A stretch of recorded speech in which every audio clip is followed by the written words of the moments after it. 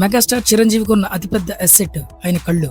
చింత నిప్పుల్లా కనిపించే ఆ కళ్ళు ఎటువంటి అభినయమైనా పలికిస్తాయి. సుదీర్ఘమైన 45 ఏళ్ల కెరీర్ లో చేసిన 155 సినిమాల్లో జరిగింది ఇదే. కళ్లతోనే రౌద్రం, హాస్యం, చిరునవ్వు ఇలా ఏదైనా చిరంజీవిలో మొదట ఆకట్టుకునేది ఆయన కళ్లే. అందుకే అభిమానులు, సినీ విశ్లేషకులు, పరిశ్రమ ప్రముఖులు ఎవరైనా మాట్లాడుకునేది చిరంజీవి కళ్ళ గురించే.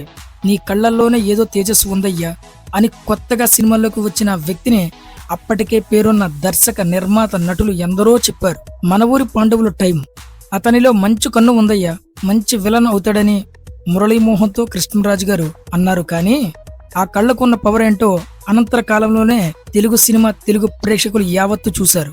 కెరీర్లో తొలిగా విడుదలైన ప్రాణం ఖరీదులోనే ఆవేశపూరితమైన పాత్రలో చిరంజీవి డైలాగులు చెప్తుంటే ప్రేక్షకుల దృష్టి ఆయన కళ్ళవైపు మరలిపోయాయంటే అతిశయోక్తి కాదు.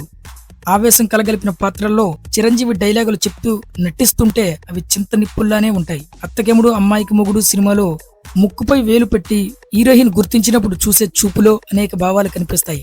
రుద్రమేడలో తండ్రిని ఎదిరించే సన్నివేశంలో ఆవేశంగా భోజనానికి కూర్చుని తినబోతూ చూసే చూపులో ఆయన కళ్ళు కోపం, బాధ, నిస్సాహిత, ఆక్రోశాన్ని పలికిస్తాయి. ఆ చూపు చిరంజీవి కెరీర్లోనే హైలైట్ అని చెప్పాలి.